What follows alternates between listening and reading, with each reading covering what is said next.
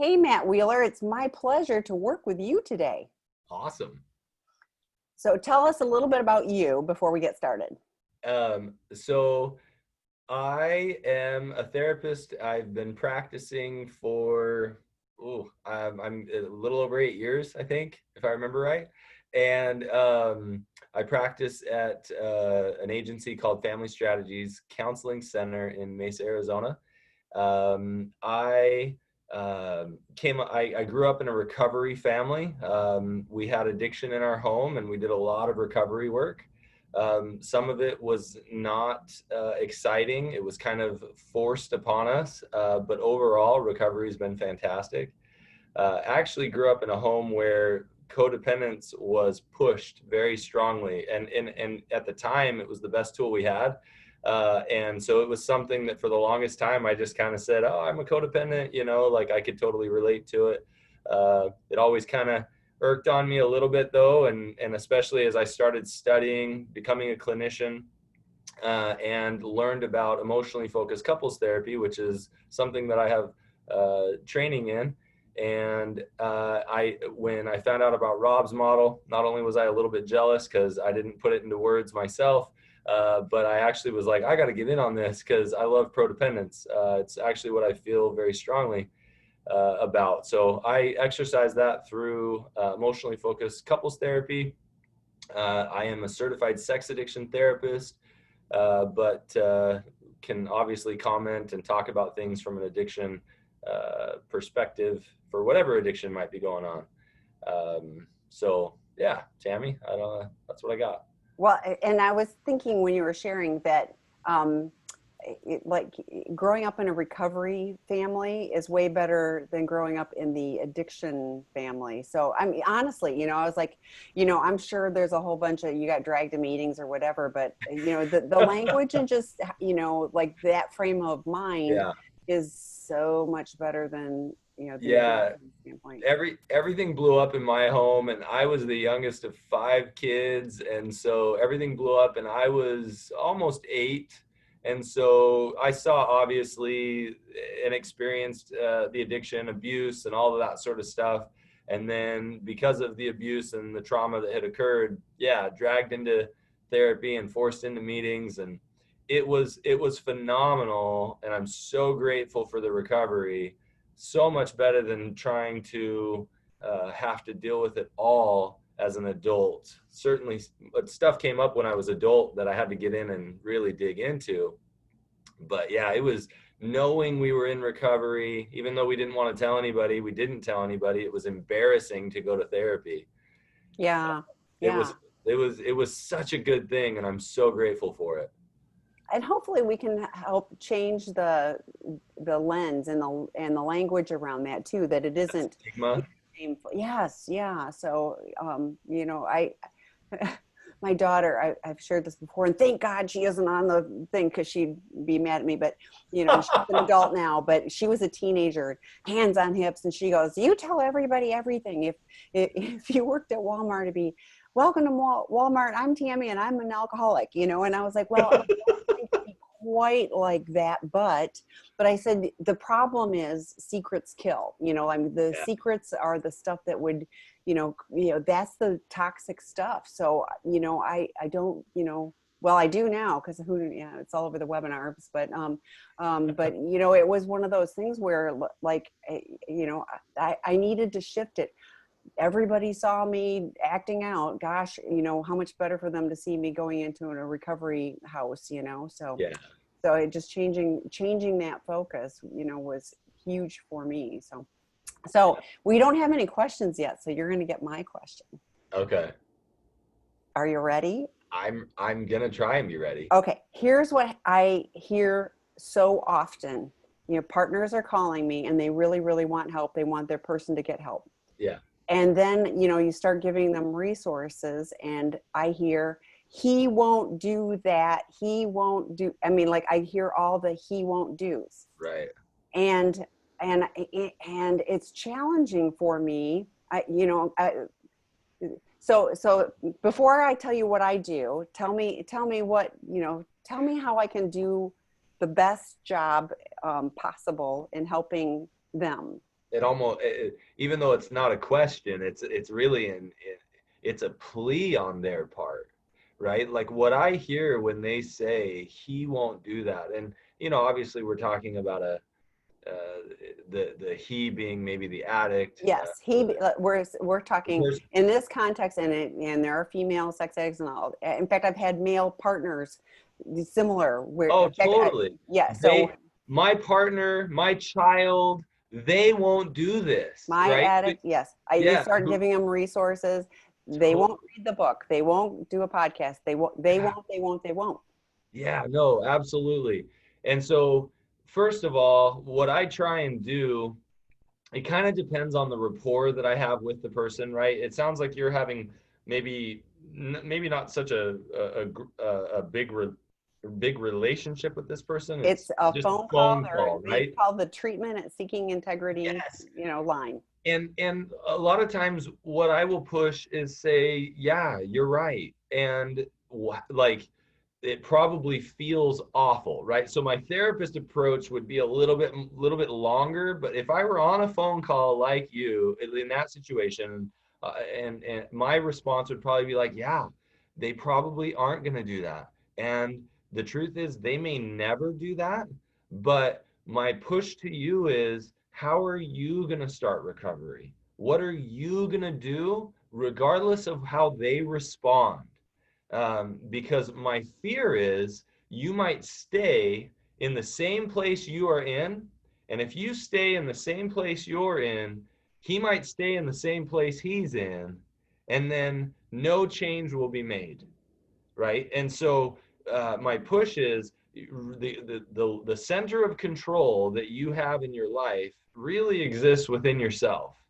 And so you have a choice. What resources? Here's resources you can use. Here's the things. And you know what? Study and explore possible resources that might be helpful to him. But the reality of it is you don't want to spend too much time focusing on him and his recovery, because that's going to put you into more of a out of control feeling, because you're trying to control a hurricane, a tornado. Like it's impossible to control his response. So my instinct is just to kind of hit in that way. We can dive a little bit further in, but what do you think of that response? No, that's helpful. I've gotten to the point now where, I feel, I say, because they're called the treatment line. So I'm Right. sharing the resources, Right. and when I'm getting all the pushback of he won't, you won't.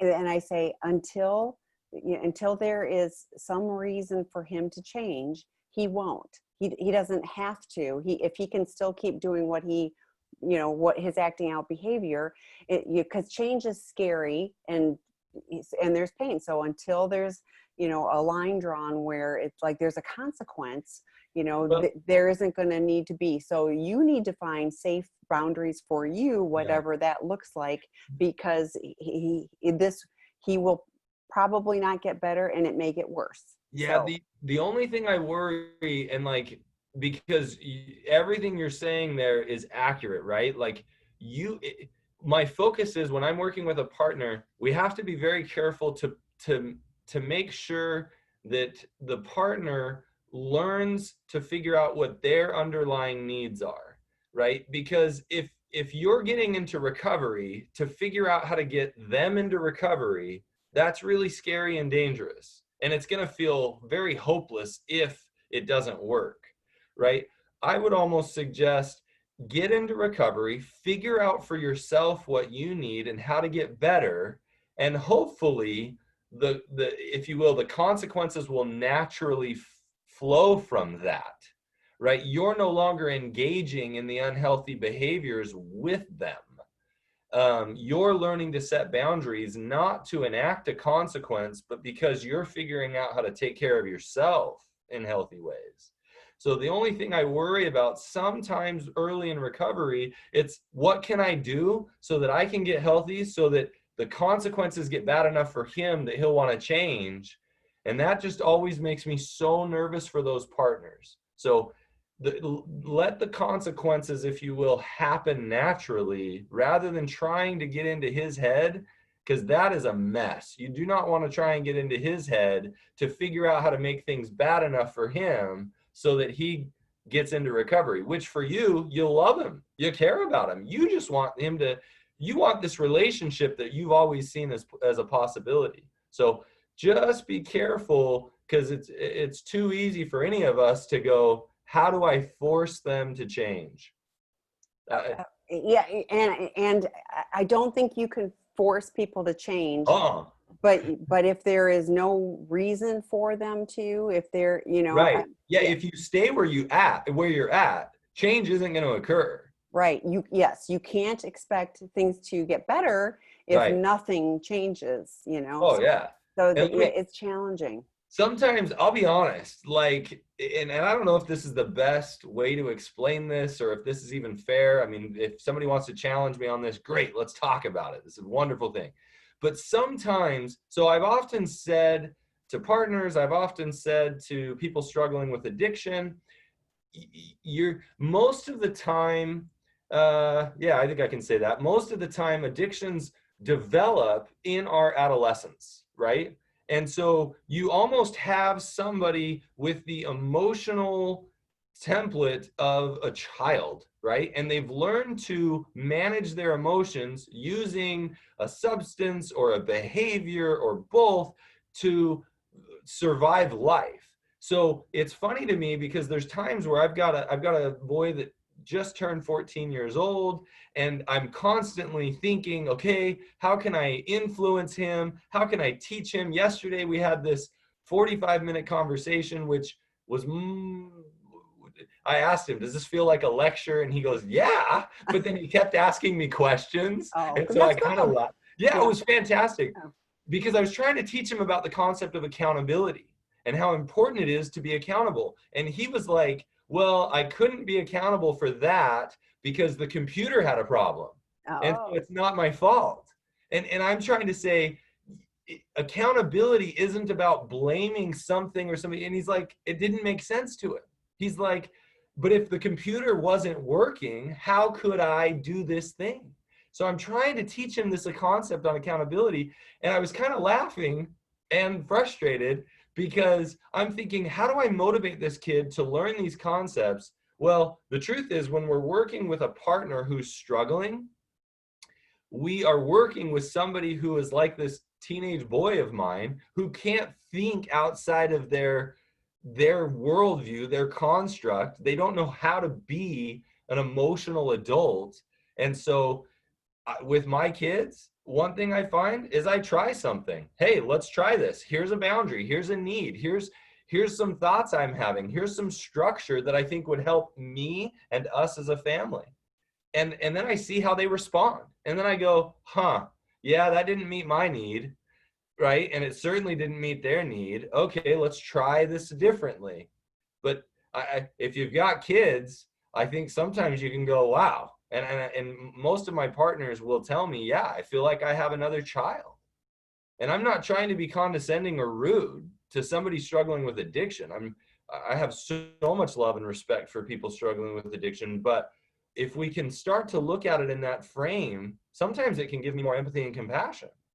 So is that right. Well, and think about, like, if you're a 45-year-old person who kind of got stunted at a teenage, and you've been doing this for decades, that's hard to unravel. So, I do think it gives more empathy. I wanted to comment too on your recovery for partners, because I get prickly on that, but somebody said it's like, but you've been deeply wounded and you have to heal. So it's yeah, healing, because otherwise it sounds like you need to work your program and do, so No. I always look at from partner recovery is just support and healing, right? Yeah, you've been stabbed over and over and over, right? Like, you are hurting so bad. We don't have a stigma if somebody's in the hospital recovering from illness, right? There's not a stigma there. But unfortunately, I think sometimes we use the word a partner in recovery. Yeah, you are so hurt.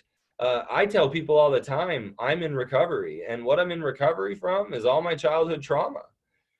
So if there's a better way that fits for people to say that, feel free to use it. But yeah, certainly no disrespect there, no blame there either, because nobody that I know of was like, I think this person's an addict, but I'm really excited to get married to them. And, most people aren't like, they don't know what they're getting into. We marry somebody, or we date somebody, or we choose to live our life with somebody long term. We have no idea what mess we're getting into. And that is true. So, and when I say that to people all the time too, it's like when you said I do, you didn't know it was to this. I mean, No joke. so it's challenging. So we've got some questions besides mine. So can you talk about some of the issues that underlie sex addiction? Absolutely. Um, the hardest part about really addiction in general is just understanding that they're typically formed in the same way. We have a wound, we're hurting, we're longing. One way of looking at it is that we have unmet needs. And the number of people that I've heard who will tell me, I was struggling in my youth, I was struggling in my childhood, or I was a teenager and I'm lonely, and I don't have the support at home. And they'll tell me, man, the first time I drank alcohol, or the first time I smoked weed, it was like a warm blanket just envelops me. And I'm thinking, oh, this is what I've always needed, right? And so it starts off, and I will never refer to somebody under the age of 25 or 26 as an addict. I won't talk to them as though, I shouldn't say never, I try not to, right? I will try not to refer to them as having an addiction. I will talk about them having a compulsion, or I might suggest, like, hey, if you aren't able to get the work done, I'm worried this may develop into a full-blown addiction as an adult. But I try not to do that because their brain is still developing. So you're using this. There's this child who has this hurt and this pain and this wound, this loneliness, abuse, trauma, who finds something to provide comfort, who finds a warm blanket. And that warm blanket is sexual addiction. And so you look at it and go, those underlying issues that create sex addiction are typically unmet needs. And what happens is we try to get our needs met, and we find something that kind of works. It's like us being hungry, and we're scrounging around for food, and we find a big old bag of popcorn. And then we decide popcorn is the way to not feel hungry anymore. Well, it doesn't really work. It doesn't give us nutrition. It doesn't help. But it's what we know. And so we keep going back to it. But then we start to feel ashamed of it, and we start to hide it, and we don't want to tell anybody about it. And so shame is really at the root of addiction. Now, I don't want to step away. Obviously, you have chemicals that form as part of addiction, and so you have chemical dependencies. But in general, you've got trauma, abuse, deprivation. You have shame. And so we have to get in. First, we address the addiction, work on building tools, work on building a support system. Then we slowly start to creep in, and we're addressing the shame. We're helping them come out of hiding. And then we ultimately will get to the wounding. And for everybody, depending on the situation, however long that takes. So hopefully this kind of, if you have any further questions, bring them up and let's talk about it. I do share regularly when people call in that, the acting out behavior is merely a symptom, and it's painful because it's the betrayal and it's, the shame and all of that. But there was something that happened, abandonment, neglect, abuse, trauma. Yeah. There was something that made it be that warm blanket, that was like, oh, I'm going to be okay if I go to this spot, I shared earlier today with somebody that wrote in the ASAM, the American Society of Addiction Medicine definition of addiction, and it's across the board, but it's talks about it's a treatable chronic medical disease. And so when people get into the shame about this, it's like, it's not exactly, but it's kind of like diabetes, where it's a chronic disease and you can't cure it.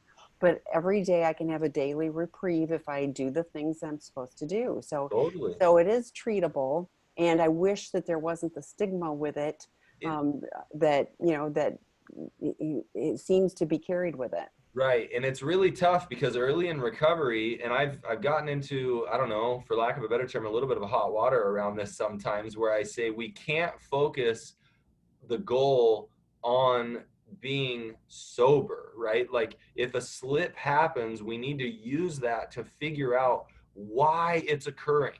Because if we make the acting out behavior, if we make the symptom the problem, we will never get the healing that is needed.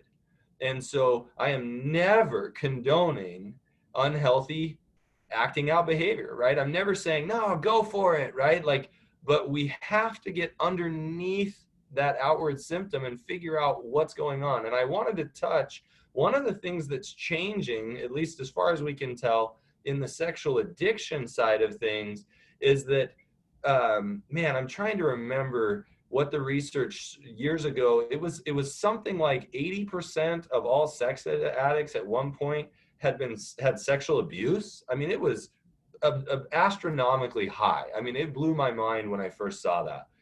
And I think it's much, much lower now.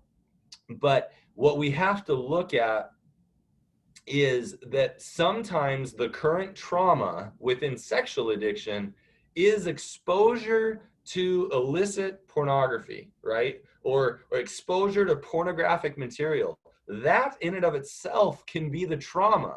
So then you're traumatized when you're not ready or you're not understanding what sex is, and you're in your sexual development and you're traumatized by it, but then you end up going back and using it as the warm blanket, right? And so it's this really like delicate situation, odd, if you will, that then we're going in and healing the trauma of the addiction or the exposure itself.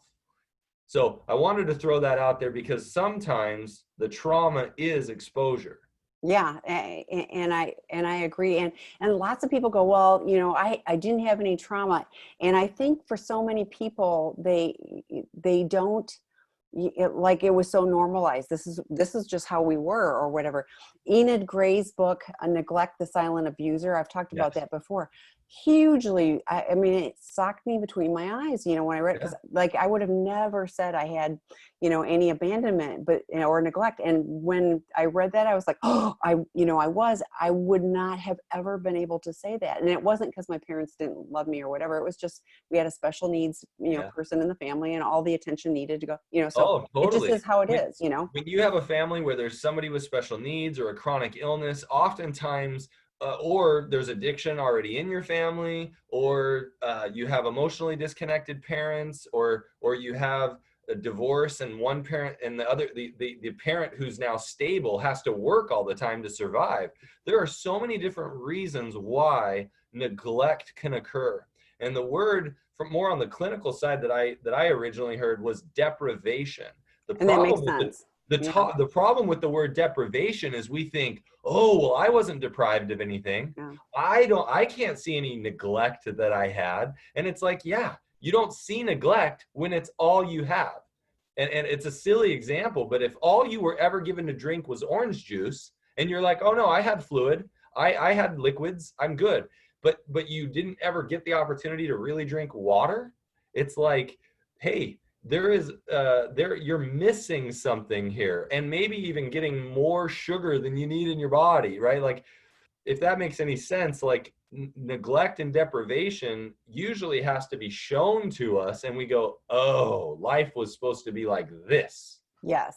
And that was the case for me. It wasn't the horrific, child protective services. It was just, there wasn't the bandwidth, so, Right. So my other sister and I, learned to have very small needs because there just wasn't room. And it was not my parents' fault. It just was reality. But boy, did I have to really come to terms with that. So one of the things that you talked about too with the, the addiction is, if you don't get to those underlying issues, then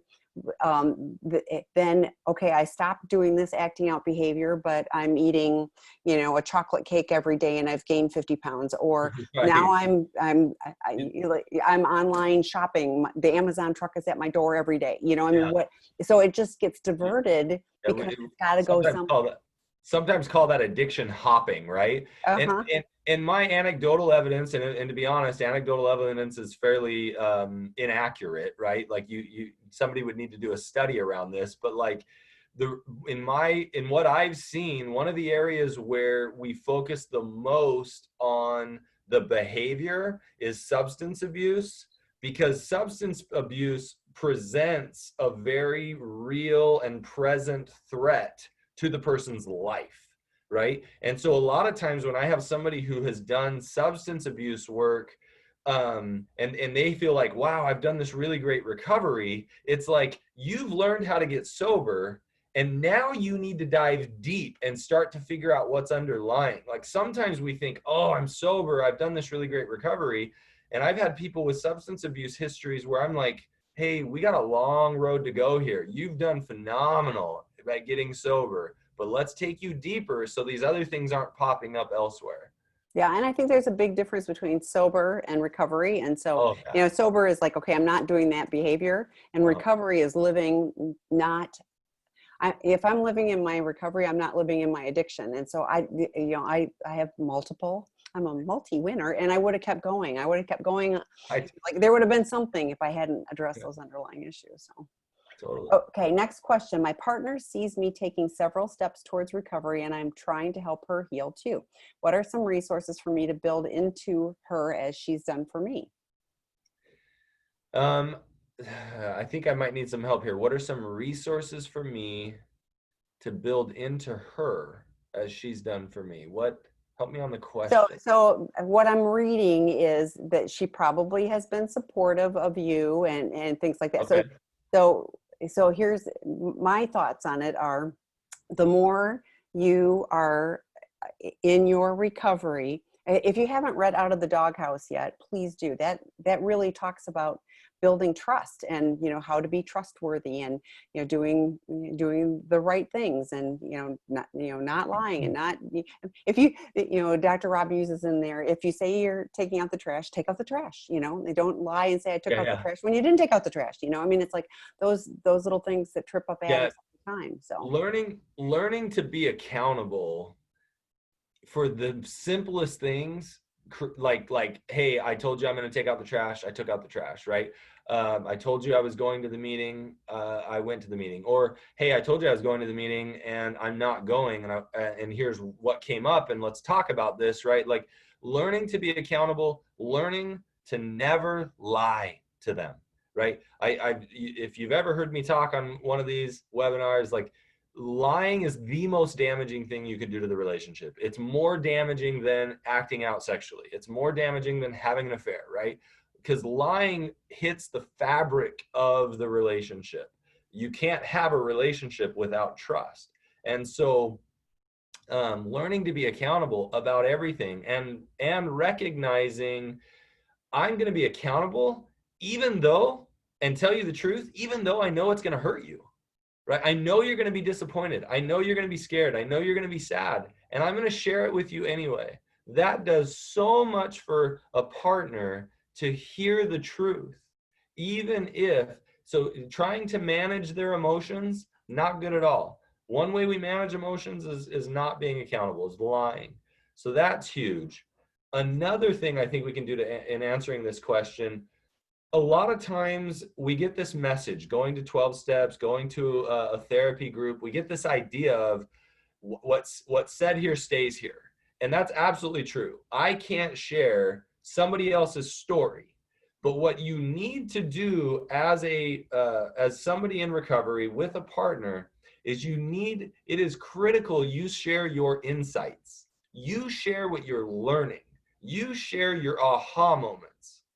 Um, because if you come home from a meeting or if you're talking to a buddy that's in recovery or not, if you're meditating and you share, hey, you know what, I realize this thing I've been struggling with and I haven't ever thought about it this way before, that shows your partner you're putting effort in. You're not just going to a meeting, you're not just going through the motions. So I think it's really important, not that she just, I shouldn't say she, because in this it's your partner, but not just that your partner sees your recovery, You want them to hear about your recovery. You want them to hear about what's happening in your heart and what's changing, and ask them, is it okay that I share this much with you? Is it helpful? Do you have any needs around this? Do I need to pull back? Do you want me to share more? If you're checking in with your partner, that also feels so good, because then they're able to say, oh, I'm allowed to have needs too. I'm allowed to have boundaries with this too. So there's just a few ideas. And one of the things I'd say don't do is share, I was triggered by that person walking down the street. Like they're doing that anymore, right? Right now we're not doing that, but we will again. So, but I'm it's one like, of what do you mean they're not? yeah, I Oh, know. yeah. Yeah, they're You she's don't going want to down the street. So. share, you don't want to share unnecessary details, right? You can share, hey, I noticed I had about 4 triggers come up today in various places. Here's what I'm learning about why they're happening, right? That's fantastic. But you don't want to share, I was really triggered by this Cute man who, redhead that walked down the street and da da da. So yeah. sure, right? That's not helpful, because now it's like, what? Like the main focus gets to be on all these details. So, Yes. and if a partner needs to know details for whatever reason, that's one where I suggest talk to your therapist. Ask your own personal therapist, hey, here's some details I think would be helpful. Here's why. Process that out. You do have a right to ask all those questions and get all the details. You just typically want to do it with like a more formal disclosure, or under your therapist will create more trauma. Absolutely. So, okay. Next question. I found out my partner's infidelity about 5 months ago. It's been a nightmare of staggered disclosure. I'm so sorry. I just hate hearing these, literally Yeah. to the day. We are preparing for formal disclosure in the near future. I hear it takes approximately 3 months to get there. In the meantime, I've been going crazy doing detective work, having sleepless nights, anxiety, etc. Mhm. Every time I find something new or another spin to a story I thought I knew about, I go into major depressive state where I can hardly function, even barely get out of bed. Can you please explain a little bit about betrayal trauma and how devastating it can be? I feel like I'm going nuts. Yeah, so you are every I mean, nearly every betrayal trauma story has so many of these threads that are very similar. Um, and I think so much of it comes down to this. Um, when we are betrayed, when we have that trauma occur, um, because this person is the person who we've given everything we can to attach to, we've given our heart, our mind, our behavior, our actions. We plan finances together. We're working towards the same goals. Like everything in our mind is, I'm giving everything to this. And when we find out about infidelities or some other type of betrayal, we immediately go to like, is everything that I've been living a lie? And so in an effort to make us feel sane, we start going and trying to figure out what's a lie, what's the truth. And and so we start digging in, and we want to know details like, when we went on that vacation and you said you weren't feeling well and went for a walk, like, did you really were you really not feeling well? Like, we immediately think the relationship's a lie, everything's a lie. So we're digging in for details because we're just trying to figure out how to create safety, how to feel peace, comfort, to know what the truth is. And the hardest thing about it, in my opinion, is that you're almost reaching to your partner for comfort, the one who's hurt you and betrayed you. And you're saying, can you make sense of this? But if you're dealing with an addict, no, they can't make sense of it. They'll give you an answer that in this moment seems and feels right to them, but give them 3 months of recovery, give them 6 months. And it's different. The answer is different at 3 months, and then different at 6 months, and different at a year. And so then that feels crazy. What answer is the truth? And so a lot of times asking our partner for more details, or even finding the details and trying to piece together the story, creates trauma in and of itself, because there are literally things that the person struggling with addiction can't answer, and maybe never be able to answer. And so that feeling of betrayal just goes to the heart of of our attachment and what we've always felt like our attachment should feel and look like.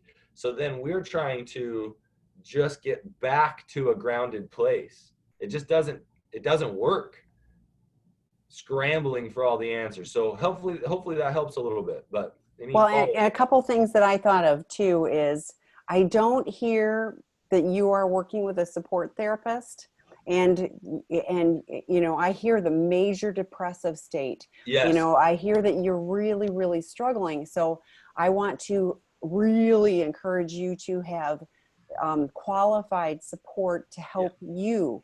I hope your addict is getting qualified support to help put together the timeline. In 3 months, I mean, people get caught up on dates, and I get it. I mean, I totally get it. At this date we should have this. It depends, but you guys have had a whole bunch of staggered disclosures. If he has stopped the behavior so that he can put together the timeline, hopefully it goes much faster than that. I mean, I would love that for you, but part of, and Matt has talked about this a little bit too, but part of it is preparing you for the disclosure, that you get support of knowing what questions you need to have answered. Dr. Rob talks all the time about, the detective, you're looking for safety, and what you're finding is, no, that still isn't safe. So what Matt just said about, you're looking for support, from somebody who's not been able to provide safety and support for you. So that's another reason why I'm going, I want you to have qualified help. I hope you're going to the drop-in groups for betrayed partners and, connecting to any of these. I'm thrilled you're here. But more is good. Break down, I mean, even if you look at that sentence, right? I'm going crazy doing detective work, okay? If you were healthier prior to disclosure, it might be because you were spending more time exercising and spending time with healthy friends and doing healthy things. Well, the more you're doing detective work, the more you're eating up your time that you could be doing potentially healthier behaviors, if that makes any sense. And so that's going to change your mood state. Having sleepless nights, oh man, the research around how important sleep is, and when you've been betrayed, you're going to wake up at 3 a.m. and be wide awake with your head spinning, and now you're getting terrible sleep, and that's changing the chemical structure or the chemical processes of your brain, if that makes sense. You're talking about anxiety, which is a chemical reaction that's occurring in the body. So all of these things are happening. So I love that Tammy's bringing that up. Get help. Get a therapist support. Go get, like she said, go to the support groups.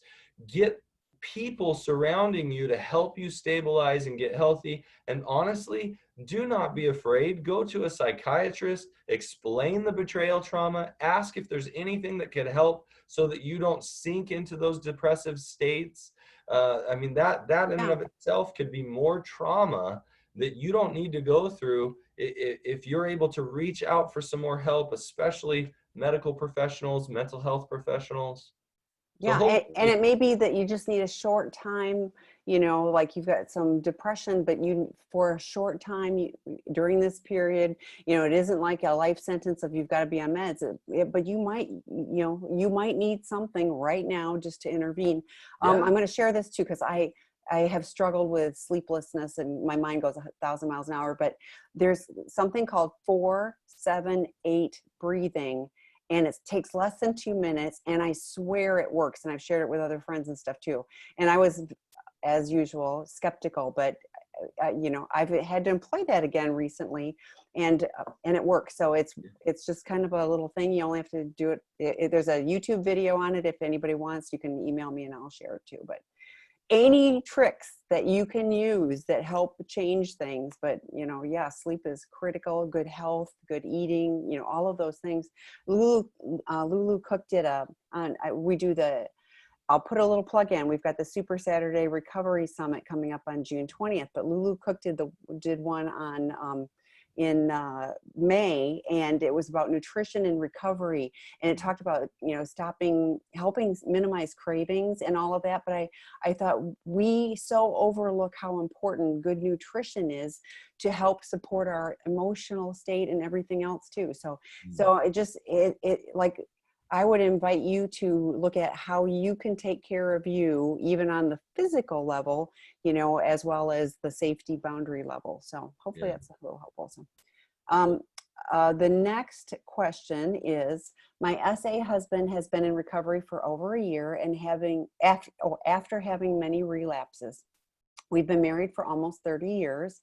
I found out 6 years ago about his addiction. He is working hard at recovery and making changes to his life and making progress. We are starting to reconnect and want to continue to move forward. The thing that is holding me back from completely reconnecting with him is my fear of another relapse. How do I overcome this fear? That's a really good question. So I'm going to distinguish here for a moment, maybe the more traditional separation between a slip and a relapse. So typically when we talk about a slip, it's somebody having some sort of acting out behavior, and then typically in my work we'll encourage, they have a 12-hour rule that they need to check it in within 12 hours. And if they go through the steps of essentially having a slip, checking it in, being open and honest, and then we wouldn't call that a relapse. A relapse is you have a slip, you don't tell anybody, you don't do the work around it, you slip again, right? And so you have these typically prolonged periods where there's hiding and secrecy and covering it up, and then there's some sort of disclosure that happens.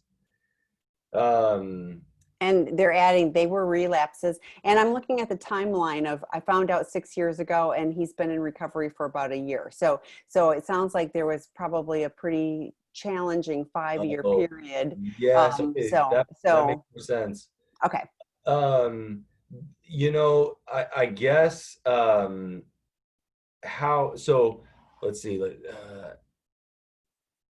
the one thing that's holding me back from completely reconnecting with him is my fear of another relapse.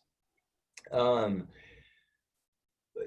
almost sounds like you're reserving like your attachment to him because another relapse might be coming or could come, because over that 5-year period, it sounds like they were recurring.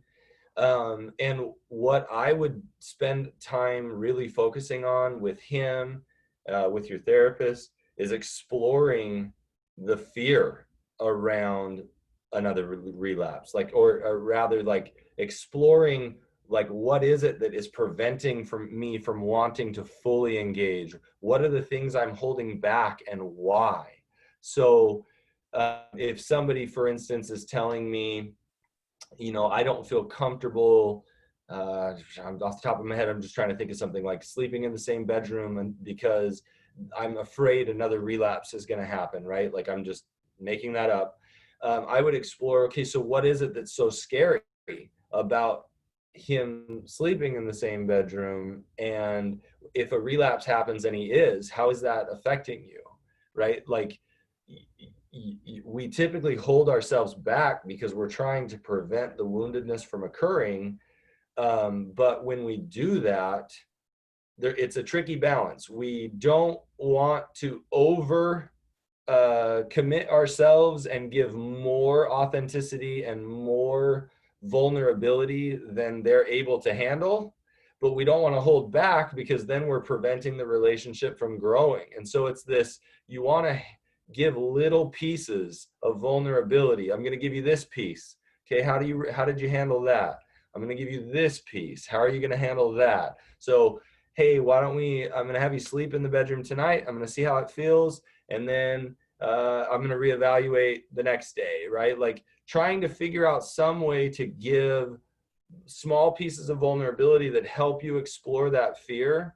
But there's also a certain piece that says, I have to live the life I need to live.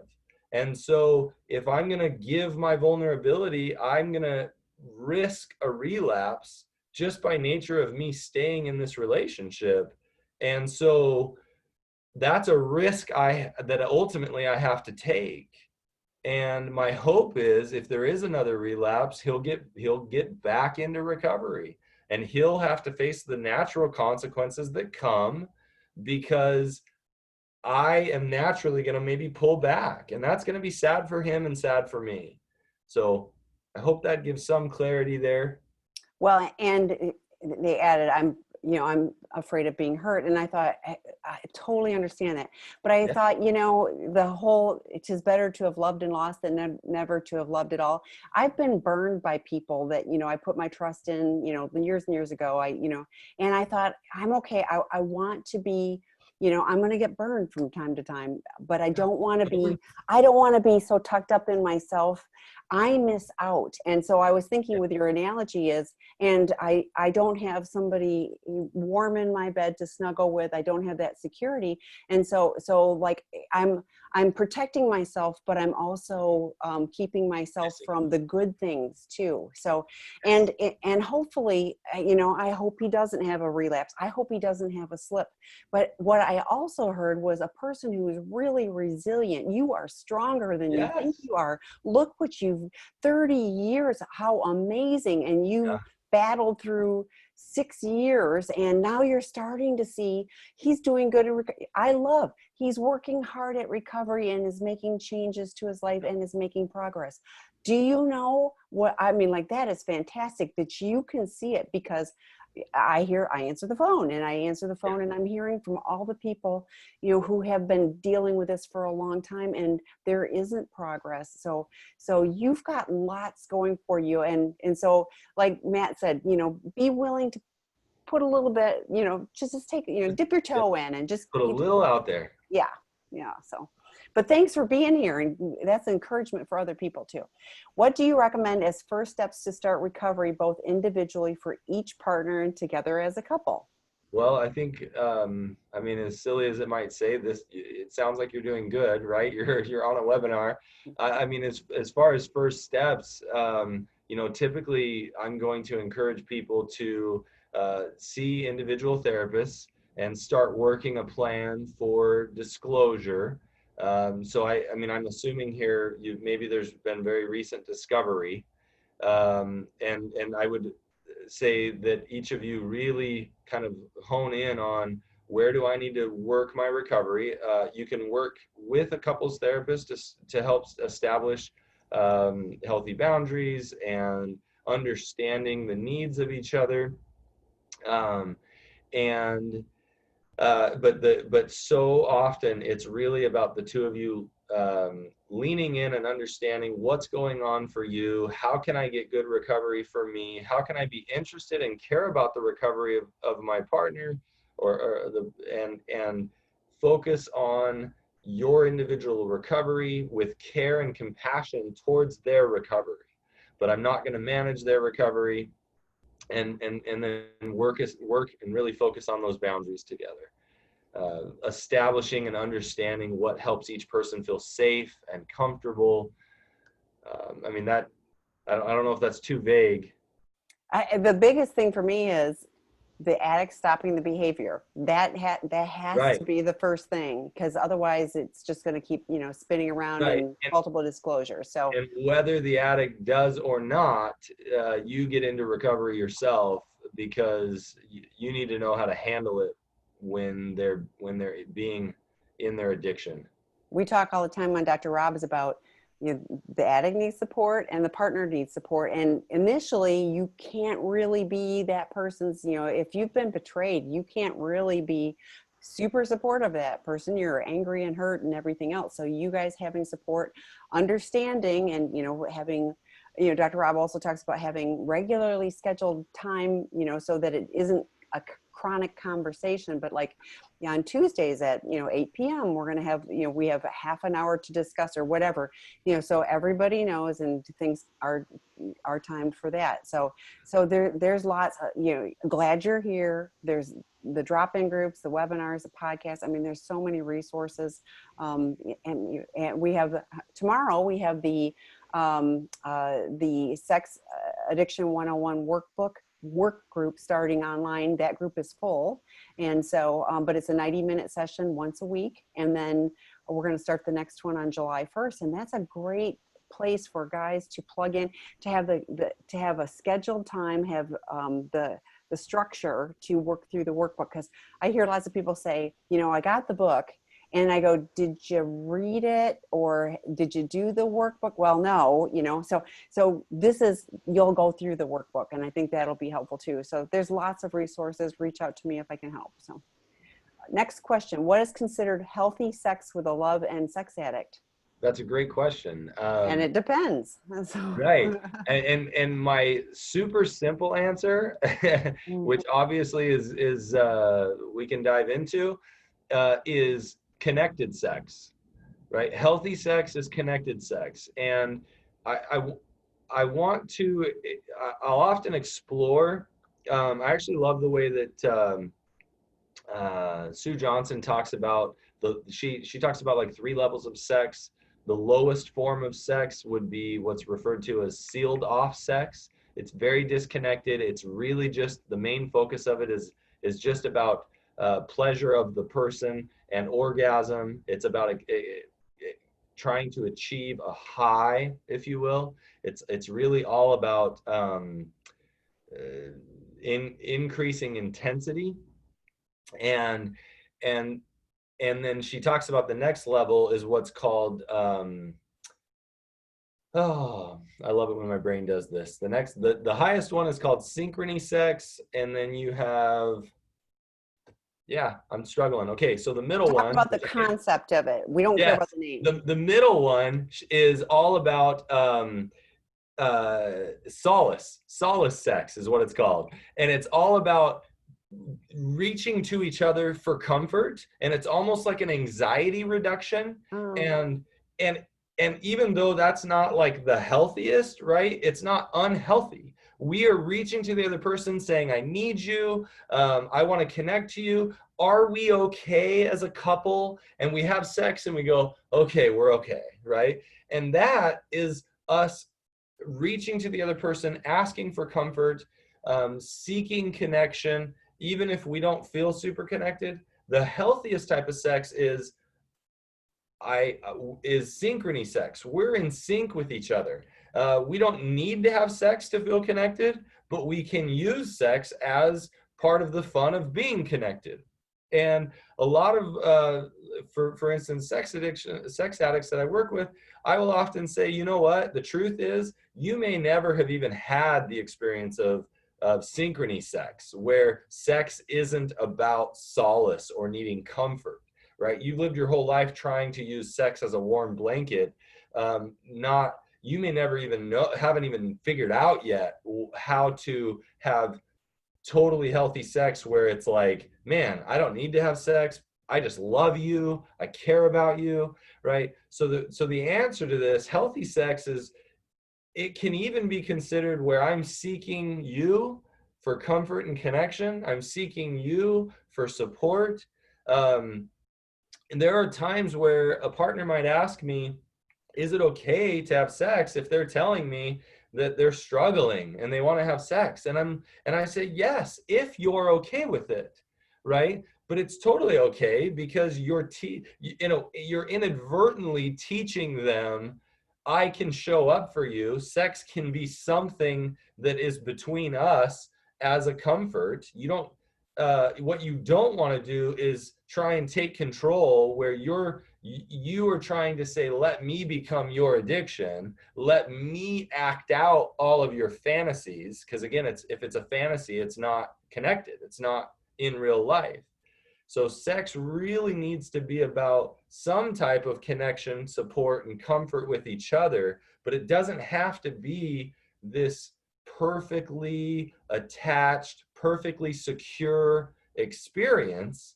It can be awkward, and we're trying to figure out how to make it so that we're connected, and so that, hey, do you love me? And yeah, I love you. And so it can be uncomfortable and awkward and still be healthy. And it doesn't need to be perfectly set up. We sometimes get way too into, it has to be just right, otherwise I'm acting out. So a lot of times I'll say, what's the eye contact like during sex? What's the communication like during sex, right? If we're not having some eye contact, that can be a little scary, right? If we're not having communication, hey, what do you like? Are you enjoying this? Do you need something different from me? You know, can you feel like I'm close? Are you present in the room? Right? That's really important for connected sex. So I could, Present in the room. Yeah, because I mean, with many addicts, they're off in oh, fantasy worlds. they're off in La La Land. Yeah. And like, so yeah, I could talk about that one because I love helping people understand what connected sex looks like. And it takes a lot of work, especially when the betrayal is sexual in nature. So the next question is, my husband's primary acting out behavior was fantasy and masturbation. Pornography was part of it. Yeah. And he claims he has stopped viewing porn, but he continues to struggle with objectification. When he objectifies or struggles, it triggers me. When I bring it up, he will lie and rationalize. The lies and lack of empathy are a huge trigger for me. I feel stuck. I have tried various different ways to share my hurt, and he does not seem to be able to step out of his shame and show empathy. I don't know what to say to myself in these situations. How do I take care of myself in this relationship? Oh, you are an insightful person because even the way you are able to notice that he is not stepping out of his shame. Shame is going to be the biggest block to empathy. And I love that you're letting him own his inability to show up for you. So then you lead into such a wonderful question. I don't know what to say to myself in these situations.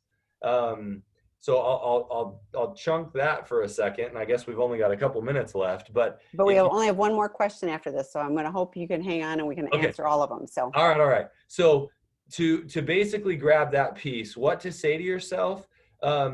We go back to that old thing of, oh, you need to learn affirmations. And I think what's more powerful than just affirmations is learning self-compassion, right? Having compassion in yourself in this situation would look similar to, you know what, I'm sad and I'm disappointed because I love him and I want him to be able to show up for me here, and he can't. And it's okay for me to be sad. It's okay to be disappointed. I hope one day he's able to figure this out because I deserve to have somebody hear my pain. I deserve to have somebody know my hurt. Recognize that pain and hurt you have, honor it, and don't try to diminish it, and let him continue to own that. And even if it's in your own mind, this is his shame, this is his lack of empathy, this is his struggle, and I'm here and I love him and I'm going to support him the best I can, but I don't deserve this behavior. Now, do I need to say that out loud? Not necessarily. Maybe you need to say it. I don't know that it's going to help if he's in his shame. Maybe at another moment you guys can talk about it. Hey, I realize you're in your shame. I can see that you're hurting, and I know that's why you're struggling with empathy. And one day I hope you're able to be with me in my pain. If you say that, I think that's a healthy thing to say. If he's in his shame, I don't think he's going to hear it. So hopefully that other things you can do to take care of yourself. I mean, getting your needs met daily, using your dailies, you're doing your self-care, right? Reaching out to friends. If you aren't getting the connection you need from your partner, you need to make sure you're especially getting it elsewhere. You don't want to stay lonely in life. That's just going to put you in a terrible place. So get the support you need with other healthy relationships, family, friends, people you can keep a healthy relationship with, while he figures out how to go down that shame journey. And thank you for being here. We're here to support you too. Yes. So the last question, Matt, is married 40 years. D-Day was 4 years ago. Formal disclosure 2 years ago. He's had 8 relapses in 4 years. Last one was just recently, and I still don't know what it was. He and his therapist are working on his disclosure. I'm hurt because he turned to his addiction instead of me during the pandemic. He turned his back and support to me. We are currently separated due to his lies. I'm just devastated. What does reaching bottom look like, and what would a strict recovery plan for an addict with chronic relapses? He also drinks. I have no trust in his therapist. Ooh. Ooh, yeah. Yep. There's a lot there. Yeah. So, my push to you here, love your question and your vulnerability. You have gone through a lot, and it's awful. And when you ask, what does reaching bottom look like? Here's the hard part. I almost wonder if you're asking, can I have hope that this might be bottom? And the hardest part about what you're, and then you're saying, what would a strict recovery plan for an addict with chronic relapses look like?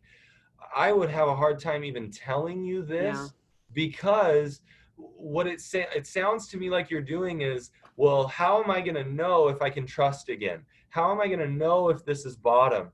And my push to you is, you've got to figure out how to either continue the recovery you have going and make your main focus right now on you staying stable. And so if you've separated because that's what you need to stay stable, and you're doing that with the direction of a therapist, great job. Good for you. You're doing exactly the right thing if that's what you're doing and you've worked with a therapist on. But either way, even if you're not working with a therapist, you're doing your best to figure out how to get your needs met. So good job. And that's what I would focus on. What else do you need? What other boundaries do you need in place to help keep your needs intact? As far as me telling you what bottom looks like, me telling you what a strict recovery plan looks like, the tough part is he and his therapist, or he and another therapist, if that's what he decides he needs to do, need to figure out. I have a hard time telling you that because, man, what if I tell you something and I don't know what he needs, and then you have even less trust because what I've told you is different than what him and his therapist are working on. I don't blame you for asking me. You're wanting to know, Matt, please, can you give me some hope? Can you give me, help me feel a little bit safer? You're asking amazing questions. And I hope that helps you understand why I don't want to dive into his recovery, but you're doing the right thing on trying to figure out how to be safe and get your needs met. So I hang out with Dr. Rob a lot. Yeah, I like probably too much. I can say some of the things he says, but I would be looking at this. So Dr. Rob also does a case consultation for professionals. Yeah. So we talk about this kind of stuff all the time. And he says to other therapists, if your client, if the behavior hasn't stopped, then it's been up, if he's seeing the therapist once a week, maybe up the intervention. Twice. Yes, needs to see it twice a week and groups. Yeah. The huge issue for me, and he also drinks, and so if it's back and forth, yes. that isn't any time when is there ever recovery even happening there if you have this co-occurring issue that's just swapping places? Yes. And so it's tough. Yes, up the intervention. And hey, if he needs inpatient, obviously Seeking Integrity has wonderful options there. For co-occurring, we address the co-occurring. Yes, the co-occurring, the chemical stuff. So that may be the option there. And if you're able to go to him and push and say, look, I love you, I want to be with you, I don't know that I can continue doing this roller coaster, and it would help me if you go to inpatient. I care about you and I care about us. And I need to know that more effort is being put in. I don't think there's anything wrong with putting that out there. The problem is you don't want to go in and say, you either do this or I'm leaving, right? Because you don't know. He might do it and you may leave anyway, right? And so, but putting it out there and expressing those needs and concerns, absolutely. You can make a request. Hey, I'm struggling to trust your therapist. Let's talk about you possibly switching to another therapist because I'm having a hard time. You continue to struggle and things aren't getting better. What else can we do differently? And I want to say, because I hear all the time, that the husband, just in this case, my husband's therapist says, and I was like, if you aren't in the room, you don't know. Oh, totally. So I always want to caution, like I understand, and and I'm concerned about the level of care. I don't know, I don't know if he's following what his therapist is telling him. That's the other thing. You don't know unless you were sitting in the room. What you don't trust is your husband. and the therapist he's working with may be very competent and a Maybe lot of, telling all the things that like you really need inpatient, or you need to be seeing me twice a week, or you and need if he's whatever. and if he's having this many relapses, who you That's a don't, problem. the person you don't trust is him. Right. Right. So thank you for staying late. Thanks for coming on tonight, or today. It's today. Yeah, So Kim's really, gonna be covering for me next week, so right. So she'll be on with Scott. So yeah, great, but great to see you. This was it's good to fun. see you So, too, Tammy. and thanks for answering my tough question at the beginning. Thank all of you for the great questions. Hopefully it's been helpful, and we'll see you next time. All right, thank you. Bye, everybody.